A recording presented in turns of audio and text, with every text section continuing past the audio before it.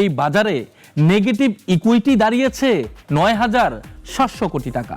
আমরা এই মনিটরিং এবং সুপারভিশনটা এটা যদি রেগুলার একটা রুটিন ওয়ার্কের মধ্যে রাখতাম তাহলে কি এই ঘটনাগুলো তো আসলে ঘটতো না। তবে এ মার্কেটকে অনিয়ম করে কেউ যে পার পাবে না সে বিষয়ে রয়েছে স্পষ্ট বার্তা। আমরা অনিয়ম করে কেউ কোনো কিছু ক্ষেত্রে চলে যেতে পারবে না, সো দ্যাট অনিয়মও কমবে এবং মানুষের আস্থা কিন্তু দিন দিন বাড়বে।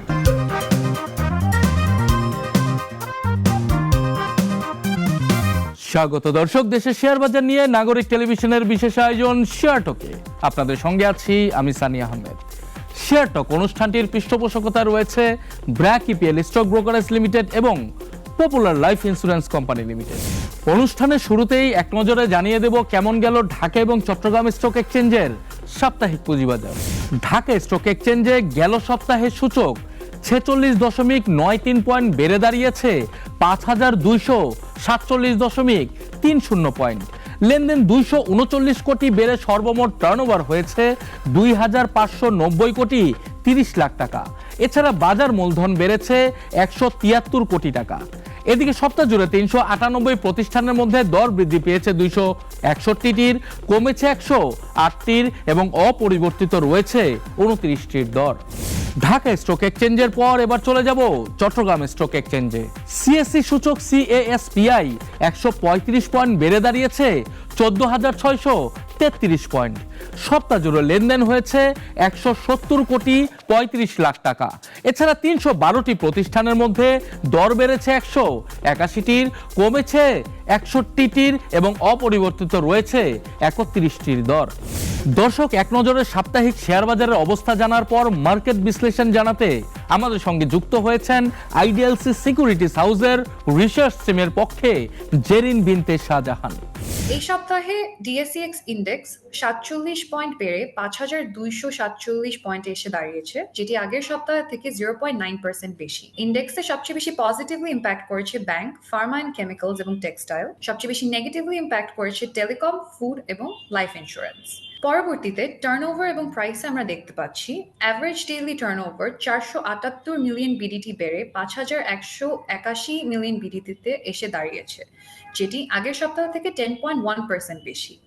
এবং মার্কেটের প্রাইস টু আর্নিংস রেশিও এসে দাঁড়িয়েছে 9.7 টাইমসে। ওরিয়েন্ট ইনফিউশনস এবং গ্রামীণ ফোন এই সপ্তাহে অ্যাভারেজ ডেইলি টার্নওভারের দিক থেকে সবচেয়ে বেশি এগিয়ে ছিল।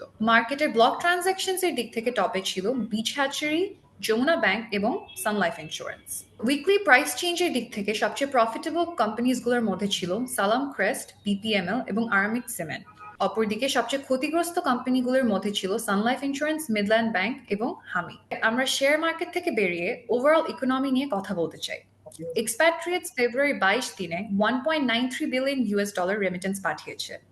সেই সাথে আমরা দেখেছি 2024-এ ইইউতে আমাদের অ্যাপারেল এক্সপোর্ট 4.83% বেড়েছে, যদিও ইউনিট প্রাইস 5%-এর মতো ফল করেছে। World bank social safety net প্রোগ্রামের জন্য $200 মিলিয়ন প্রোভাইড করতে পারে, যা আমাদের ইকোনমির জন্য অনেক বেনিফিশিয়াল হবে। একই সাথে জুলাই থেকে জানুয়ারি ফিস্ক্যাল ইয়ার 2025-এ রেভিনিউ কালেকশন টার্গেটের তুলনায় 21% কম এসেছে, যা আমাদের ইকোনমির জন্য একটি খারাপ সংবাদ।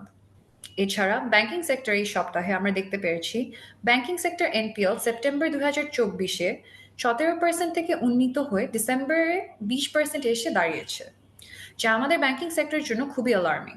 এবং এর প্রেক্ষিতে বাংলাদেশ ব্যাংক নিজেদের ফুল অটোনমি এবং ব্রিজ ব্যাংকস রিলেটেড কিছু পদক্ষেপ নেওয়ার চেষ্টা করছেন। On the other hand, interbank call money market আরও ভাইব্রেন্ট করার জন্য সেন্ট্রাল ব্যাংক 14 দিন এবং 28 দিনের রেপো ফ্যাসিলিটি বন্ধ করে দিতে যাচ্ছেন। এছাড়াও জানুয়ারি 2025-এর ওয়েটেড অ্যাভারেজ ইল্ডের তুলনায় ফেব্রুয়ারি 2025-এর গভর্নমেন্ট সিকিউরিটিজের অকশনে ট্রেজারি বিলের ইল্ড 91 বিপিএস থেকে 134 বিপিএস এবং ট্রেজারি বন্ডের ইল্ড 0.5 বিপিএস থেকে 179 বিপিএস পর্যন্ত কমেছে। এই ছিল এই সপ্তাহের শেয়ার মার্কেট আপডেট। দর্শক, পুঁজিবাজারে ভালো কোম্পানি তালিকাভুক্তির ক্ষেত্রে মূল ভূমিকা পালন করে মার্চেন্ট ব্যাংক। এছাড়া মার্জিন ঋণ দেওয়ার ক্ষেত্রেও এসব প্রতিষ্ঠান এগিয়ে থাকে সবার আগে। তবে বিএসইসি 66টি মার্চেন্ট ব্যাংকের লাইসেন্স দিয়েছে, যাদের সক্ষমতা নিয়ে রয়েছে নানা প্রশ্ন। তবে মার্কেট ইন্টারমিডিয়ারি হিসেবে মার্চেন্ট ব্যাংকগুলো প্রতিনিয়ত মোকাবেলা করছে বিভিন্ন সমস্যার। গোটা মার্চেন্ট ব্যাংকের কার্যক্রম ও নানা সমস্যা নিয়ে বিস্তারিত জানাবেন বাংলাদেশ মার্চেন্ট ব্যাংকার্স অ্যাসোসিয়েশনের প্রেসিডেন্ট জনাব মাজেদা খাতুন। যে আমাদের যে ট্যাক্সের বিষয়টা, সেই ট্যাক্সের দেখা যায় যে মার্চেন্ট ব্যাংক এবং অন্যান্য কমার্শিয়াল ব্যাংক এবং লিজিং বা আর্থিক প্রতিষ্ঠানের যে ট্যাক্স রেট 37.5, সেটা মার্চেন্ট ব্যাংকের জন্য নির্ধারিত। অপরদিকে অন্য দুইটা ইন্টারমিডিয়েটসের ট্যাক্স রেট কিন্তু কম, সেটা 27.5। তো এটা কিন্তু আসলে মার্চেন্ট ব্যাংকের সক্ষমতাকে আসলে মানে অনেকাংশে এটা মার্চেন্ট ব্যাংকগুলোকে দুর্বল করছে। আবার যদি আপনি আসেন পোর্টফোলিও ম্যানেজমেন্টের দিকে, দেখা যায় যে আসলে পোর্টফোলিও ম্যানেজমেন্টের অনেক কাজই আসলে অন্য, যেমন আমাদের মিউচুয়াল ফান্ড ব্যবস্থাপনা আছে, আমাদের ব্রোকারেজ হাউসেও তারাও মার্জিন ঋণের কাজগুলো করছে, সেই কাজগুলো আবার আমরা মার্চেন্ট ব্যাংকরা করছি। তো এখানে আসলে এই জন্য আমাদের মার্চেন্ট ব্যাংকের মানে বিজনেস করার ক্ষেত্রে হয়তো এই মানে আমরা প্রপারলি অনেক জায়গায় আমাদের সমস্যার সম্মুখীন হচ্ছি। নেগেটিভ ইকুইটি বর্তমানে talk of the stock exchange হয়ে উঠেছে। 20,000 কোটি টাকা মার্জিন ঋণের এই বাজারে নেগেটিভ ইকুইটি দাঁড়িয়েছে 9,700 কোটি টাকা। এতে অস্তিত্ব সংকটে পড়েছে অনেক আর্থিক প্রতিষ্ঠান, ইন্টারমিডিয়ারি এবং কিছু ব্যাংক। পুঁজিবাজারের এই গলার কাটা সরাতে প্রয়োজন যুগোপযোগী পদক্ষেপ। যে মার্চেন্ট ব্যাংক বা ব্রোকারেজ হাউস তারা তাদের নিজস্ব সক্ষমতায় নিজস্ব বিভিন্ন পলিসি বা নীতিমালার আলোকে, যেটা ওই টাস্ক ফোর্সের কিছু বিষয় দেওয়া, প্রপোজালটাতে কিছু বিষয় দেওয়া আছে, সেইভাবে হয়তো আমরা এটা, আমার মনে এটা এখন সেটেলমেন্টের দিকে চলে যাওয়া প্রয়োজন। এটা ইনভেস্টরের স্বার্থে এবং আমাদের এই প্রতিষ্ঠানগুলোর স্বার্থ। কারণ এই বড় একটা নেগেটিভ জিনিস নিয়ে আসলে প্রতিষ্ঠানগুলো রান করতে পারবে না। সেই ক্ষেত্রে হয়তো আমি তাদের আমরা কোনো প্রপোজাল দিতে পারি, কোনো সেটেলমেন্ট প্রপোজাল দেওয়া যেতে পারে, সেটা যে কোনো ডাউন পেমেন্টের ভিত্তিতে হতে পারে, বা সে কেউ যদি এখানে আর সেটা না করতে চায়, সেক্ষেত্রে হয়তো কোম্পানিগুলো এটা তাদের বিবেচনায় কোনো সাসপেন্সে রেখে বা অন্য ভাবে এটাকে তাদের পোর্টফোলিওতে নিয়ে হয়তো সেগুলোকে মানে ইয়ে করে দিতে পারে, একটা সমাধান সেটেলমেন্ট করে দিতে পারে আর কি। আর এটাই করা প্রয়োজন আমার মনে হয়, নাহলে এটা আসলে অনেক দিনের পর দিন এটা বয়ে নিয়ে আসলে কোনো লাভ নেই। দর্শক, গত 15 বছরে 134 কোম্পানি তালিকাভুক্ত হয়ে 9,000 কোটি টাকা পুঁজিবাজার থেকে উত্তোলন করেছে। এর মধ্যে 42টি অবস্থান করছে জেড ক্যাটাগরিতে। বাজে আইপিও আনার দোষটা সর্বপ্রথম পড়ে মার্চেন্ট ব্যাংকের উপর, কিন্তু বিএসইসি কি এড়াতে পারে দায়? ইস্যু ম্যানেজমেন্টের ক্ষেত্রে কিন্তু শুধু মার্চেন্ট ব্যাংকে একা এখানে জড়িত না, এটা কিন্তু বিভিন্নভাবে এখানে অডিটর আছে, তাদের অ্যাকাউন্টস করা হয়েছে, অন্য ক্রেডিট রেটিং যদি এখানে থাকে, এবং পরবর্তীতে এটা ডিএসসি এবং পরে বিসেকের মাধ্যমে গিয়েছে এবং এটা অ্যাপ্রুভ হয়েছে। এটা যে সময় হয়েছে এই মনিটরিংটা, এটা তো কোনো একটা পরিস্থিতি চেঞ্জ হলে আমরা এই জিনিসগুলো সামনে আনি কেন, মানে আমার কথা হচ্ছে যে আমরা এই মনিটরিং এবং সুপারভিশনটা এটা যদি রেগুলার একটা রুটিন ওয়ার্কের মধ্যে রাখতাম, তাহলে কি এই ঘটনাগুলো তো আসলে ঘটতো না। কিন্তু এটা আপনি যখন 10 বছর পরে এই কথাগুলো যখন আপনারা বলছেন, তখন অলরেডি অনেক সময় চলে গেছে, অনেকে ক্ষতিগ্রস্ত হয়েছে।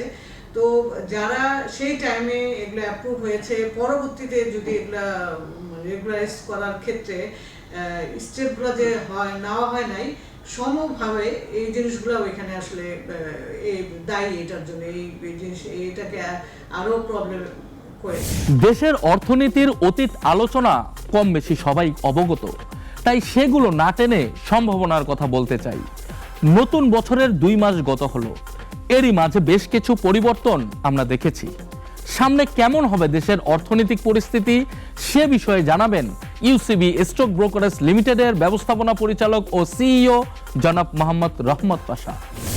গত 22 দিনে একটা রিপোর্ট দেখলাম, প্রায় $2 বিলিয়ন রেমিটেন্স এসছে, যেটা খুবই পজিটিভ। রেমিটেন্স আমরা দেখছিলাম যে জানুয়ারি মাসে এসেছিল $2.19 বিলিয়ন, যদিও সেটা তার আগের মাসের চেয়ে কম ছিল। এই মাসে $2 বিলিয়ন অলরেডি হয়ে গেছে 22 দিনের মধ্যে। আমার মনে হয় যদিও আমাদের আননেসেসারি ইম্পোর্ট অনেক কমে গেছে, এক্সপোর্টটাও ভালোই বাড়ছে এখন পর্যন্ত। আমরা দেখছিলাম যে এক্সপোর্টেও ভালো রকমের আমাদের প্রায় 12% গ্রোথ হয়েছে ডিসেম্বর মাসে, উইচ ইজ $4.63 বিলিয়ন। সেটাও পজিটিভ। এবং ইম্পোর্ট যদিও কিছুটা বেড়েছে, বাট রিজার্ভ আমাদের প্রায় $21 বিলিয়ন ছুঁই করছে। এই প্রথম মনে হয় অনেকদিন পর আমরা $21 বিলিয়ন দেখছি, স্পেশালি নতুন বাংলাদেশ হওয়ার পর থেকে। আর ব্যালেন্স অফ পেমেন্ট যেটা বললাম যে ইম্পোর্ট যেহেতু একটু কমে গেছে, আননেসেসারি ইম্পোর্ট অনেক কম হচ্ছে, সেখানে ব্যালেন্স অফ পেমেন্ট যেটা নেগেটিভ ছিল এখন কিন্তু পজিটিভ $2 বিলিয়ন হয়েছে ডিসেম্বর মাসে, যেটা দেখছিলাম। সো এখানেও কিন্তু ইতিবাচক ধারা দেখছি সবগুলোতে। রিজার্ভেও দেখলাম, রেমিটেন্সও দেখছি, এক্সপোর্টে দেখছি, ইম্পোর্টে আমাদের সবগুলো মোটামুটি ইতিবাচক ধারায় ফিরেছে। এই ধারা যদি ইনফ্লেশনটা কমাতে পারে, সেই সাথে ইন্টারেস্ট রেটও কমাচ্ছে। আমরা দেখছিলাম যে ট্রেজারি বিল 2 বছরের রেট এখন 10.98, এই মাসে যেটা বিড হয়েছে, দ্যাট ইজ 1.14% কমে গেছে। এটা অর্থনীতির জন্য অসম্ভব পজিটিভ দিক। এই ধারা যদি অব্যাহত থাকে তাহলে কিন্তু আমার কাছে মনে হয় যে ভবিষ্যতে আমরা ভালো অর্থনীতি এবং ভালো বাংলাদেশ খুব অচিরেই দেখতে পারবো। শেয়ার বাজারের ইতিহাসে বিএসইসির স্বচ্ছতার প্রশ্নে বর্তমান কমিশন রয়েছে সবচেয়ে এগিয়ে, যদিও নানা সমালোচনা ও বিতর্কের মধ্যে মাঝে মধ্যে আসছে নানান বাধা। তবে এ মার্কেটকে অনিয়ম করে কেউ যে পার পাবে না সে বিষয়ে রয়েছে স্পষ্ট বার্তা। বিশেকের প্রাক্তন যে চেয়ারম্যান যারা ছিলেন তাদের কিছু রিপোর্ট এসেছে এবং তাদেরকে তলব করা হয়েছে। ট্রান্সপারেন্সি যে জায়গাটা আমাদের বর্তমান যে চেয়ারম্যান মহোদয় যিনি আছেন বিশেকের, উনি এত ট্রান্সপারেন্ট হয়েছে, এটা যে করতে পেরেছেন এটা কিন্তু বাংলাদেশ ইতিহাসের বিরল। প্রাক্তন যে যারা হেড ছিলেন বিশেকে, তাদের অনিয়মগুলো কে চিহ্নিত করেছে যেই সংস্থা, তাদের মাধ্যমে উনি কিন্তু ডেকে নিয়ে এসে তাদের সাধারণভাবে যেই জিনিসগুলো হয় তারা যেভাবে করে সেই সাধারণ ওয়েতেই কিন্তু তাদেরকে জবাবদিহির মধ্যে নিয়ে এসছেন। এটাই কিন্তু আমাদের বিনিয়োগকারীদের এবং আমরা যারা ব্রোকারেজ দলে আছি, ক্যাপিটাল মার্কেটের সংশ্লিষ্ট সবারই আশা যে আমরা অনিয়ম করে কেউ কোনো কিছু ক্ষেত্রে চলে যেতে পারবে না। সো দ্যাট অনিয়মও কমবে এবং মানুষের আস্থা কিন্তু দিন দিন বাড়বে। সারা পৃথিবীতে শেয়ার বাজারের জন্য পজিটিভ নেগেটিভ যেটাকে দেখে সেটা হচ্ছে একটা হচ্ছে ইনফ্লেশন, পাশাপাশি হচ্ছে সুদের হার। সুদের হার আমি দেখছিলাম প্রায় 1 থেকে 1.5% মতো কমে গেছে ট্রেজারি বিল বন্ডের। ব্যাংকগুলোও কিন্তু তাদের ইন্টারেস্ট রেট অলরেডি কমানো শুরু করেছে। ব্যাংকের ইন্টারেস্ট রেট যখনই কমে, ডিপোজিটের ইন্টারেস্ট রেট যখন কমে, তখন কিন্তু মানুষজন বিকল্প খুঁজে। মধ্যে অনেকগুলো বিকল্পের মধ্যে শেয়ার বাজার একটা আমাদের ভালো দিক। এখানে কিন্তু ভালো ভালো যে সমস্ত শেয়ার আছে আমি শিওর সেগুলোর অনেক শেয়ারই আন্ডার প্রাইস হয়ে আছে। লোকজন আমাদের ইনভেস্টররা কিন্তু ওইদিকে ঝুঁকবে আস্তে আস্তে এবং অলরেডি ঝুঁকা শুরু করছে। আর একটা ভালো খবর, আমাদের তো বেশ কিছু ফরেন ইনভেস্টর আছে, তারা কিন্তু নিয়মিতভাবে নক করছে। অনেকগুলো ইনঅ্যাক্টিভ অ্যাকাউন্ট ছিল, সেগুলোকে অ্যাক্টিভ করেছে। তারাও কিন্তু আস্তে আস্তে করে এগিয়ে যাচ্ছে ইনভেস্টমেন্টের দিকে।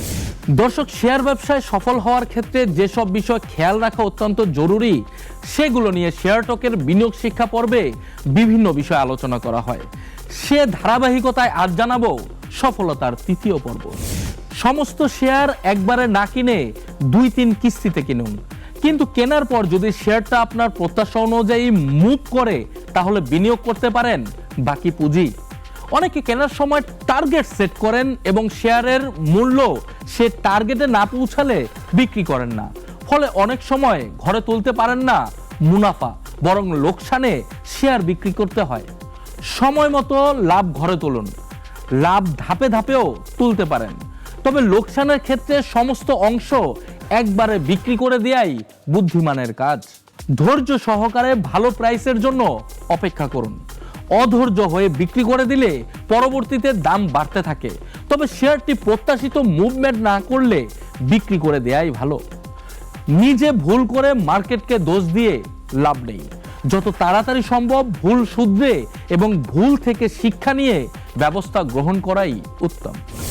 দর্শক, দেশীয় শেয়ার বাজার থেকে বেরিয়ে চলুন দেখে আসি আন্তর্জাতিক শেয়ার বাজারের অবস্থা। পতনে রয়েছে যুক্তরাষ্ট্রের বেশিরভাগ শেয়ার বাজার। এর মধ্যে যুক্তরাষ্ট্রের ডাউ জোন্সের সূচক গেল 5 দিনে 2.68% কমে দাঁড়িয়েছে 43,433 পয়েন্ট। এছাড়া S&P ইন্ডেক্স 3.06% কমে দাঁড়িয়েছে 5,956 পয়েন্ট। এদিকে ভালো অবস্থানে রয়েছে ইউরোপের বেশিরভাগ শেয়ার বাজার। গেল 5 দিনে যুক্তরাজ্যের FTSE 100 ইন্ডেক্স 1.14 পয়েন্ট বেড়ে দাঁড়িয়েছে 8,762 পয়েন্ট। এছাড়া জার্মানির ডেক্স ইন্ডেক্স 1.57% বেড়ে দাঁড়িয়েছে 22,674 পয়েন্ট। যুক্তরাষ্ট্র এবং ইউরোপের পাশাপাশি মিশ্র অবস্থায় রয়েছে এশিয়ার শেয়ার বাজার। গত 5 দিনে জাপানের শেয়ার বাজার নিক্কি 225 ইন্ডেক্স 1.09% কমে দাঁড়িয়েছে 38,256 পয়েন্ট। চীনের শেয়ার বাজার সাংহাই সি কম্পোজিট 1.11% বেড়ে দাঁড়িয়েছে 3,388 পয়েন্ট। ভারতের বোম্বে স্টক এক্সচেঞ্জের সেন্সেক্স 1.75% কমে দাঁড়িয়েছে 74,612 পয়েন্ট। এছাড়া পাকিস্তানের করাচি 100 ইন্ডেক্স 0.11% বেড়ে দাঁড়িয়েছে 1,13,730 পয়েন্ট। দর্শক, নাগরিকের 12তম শেয়ার টক আজকে এ পর্যন্তই। আগামী সপ্তাহে হাজির হব নতুন কিছু নিয়ে। সে পর্যন্ত ভালো থাকবেন। আল্লাহ হাফেজ।